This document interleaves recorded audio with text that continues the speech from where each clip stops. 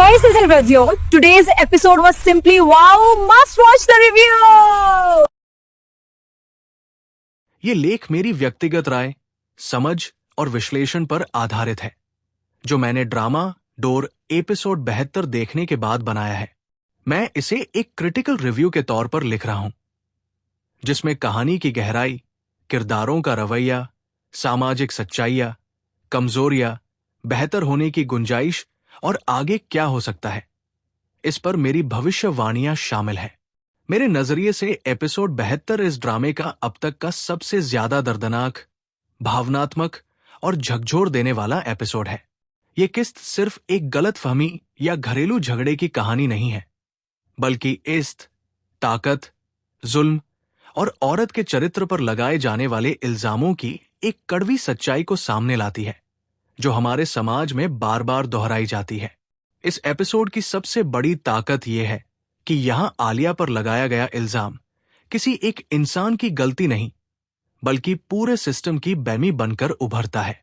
एक अनजान लड़के की मौजूदगी को बहाना बनाकर जिस तरह आलिया की बेइज्जती की जाती है, उस पर हाथ उठाया जाता है और आधी रात को उसे घर से निकाल दिया जाता है।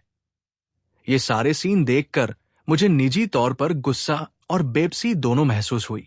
मेरे हिसाब से ड्रामा यहां बहुत साफ संदेश देता है कि हमारे समाज में अक्सर औरत की खामोशी को उसका गुनाह बना दिया जाता है और मर्द के जुल्म को गैरत कह दिया जाता है।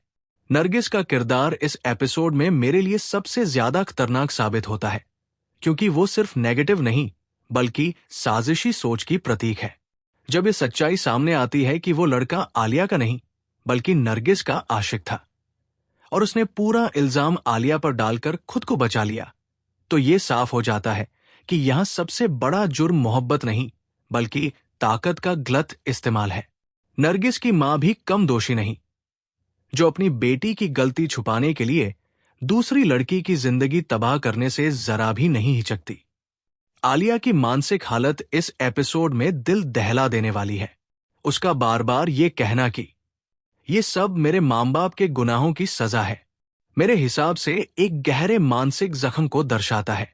वो सिर्फ शारीरिक हिंसा का शिकार नहीं हुई, बल्कि उसे इस हद तक तोड़ दिया गया है कि वो खुद को ही कसूरवार समझने लगी है। यही ड्रामा हमें ये एहसास दिलाता है कि जुल्म के जख्म सिर्फ शरीर पर नहीं, सोच पर भी लगते हैं। अली का किरदार इस एपिसोड में मुझे मिला जुला लगा। एक तरफ वो आलिया को वहां से निकाल कर लाता है, उसके लिए वकील से बात करता है और कानूनी रास्ता ढूंढता है, लेकिन दूसरी तरफ बदनामी के डर से उसे अस्पताल न ले जाना मुझे बेहद तकलीफ देह लगा। मेरे हिसाब से यहां ड्रामा एक बहुत अहम सवाल उठाता है, क्या इस जान से ज्यादा कीमती है? और अफसोस की बात यह है कि हमारे समाज में अक्सर इस सवाल का जवाब हां में दिया जाता है। मीरा, नानी और घर की औरतों का रवैया इस एपिसोड में अपेक्षाकृत मजबूत और इंसानी नजर आता है। खास तौर पर यह बात की, जिस ससुराल में इज्जत ना हो, वहां वापस जाने की जरूरत नहीं। मेरे लिए इस एपिसोड का सबसे ताकतवर डायलॉग था। यह वही सोच है जिसे हर पीड़ित औरत को सुनने की जरूरत है। अगर मैं कमजोरियों की बात करूं, तो मुझे लगा कि मारपीट और जुल्म के सीन कुछ ज्यादा लंबे थे। अगर इन्हें थोड़ा कम करके मनोवैज्ञानिक असर और संवादों पर ज्यादा ध्यान दिया जाता, तो प्रभाव और गहरा हो सकता था। इसी तरह आलिया के शौहर के किरदार को भी थोड़ा और उभारा जा सकता था, ताकि दर्शक ये समझ पाता कि उसकी खामोशी इस जुल्म का हिस्सा क्यों बन गई। अब अगर आने वाले एपिसोड्स के बारे में मेरी राय और भविष्यवाणी की बात करूं, तो मुझे लगता है कि नरगिस और उसकी मां का सच धीरे धीरे सामने आएगा, लेकिन वे आसानी से बेनकाब नहीं होंगी। आलिया की सबसे बड़ी लड़ाई उसका वापस न जाने का फैसला होगी, क्योंकि समाज बार बार उसे ही कसूरवार ठहराने की कोशिश करेगा।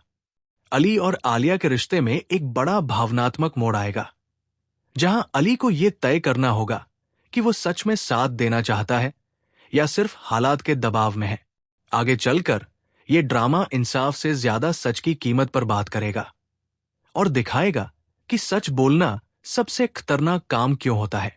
आखिर में मेरे नजरिए से एपिसोड 72 की सबसे बड़ी कामयाबी यह है कि यह दर्शक को सिर्फ रुलाता नहीं, बल्कि सोचने पर मजबूर कर देता है।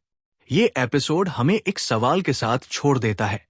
अगर इल्जाम लगाना इतना आसान है, तो सच साबित करना इतना मुश्किल क्यों है? मेरे हिसाब से यही सवाल डोर को एक आम घरेलू ड्रामे से ऊपर उठाकर एक सामाजिक आईना बना देता है।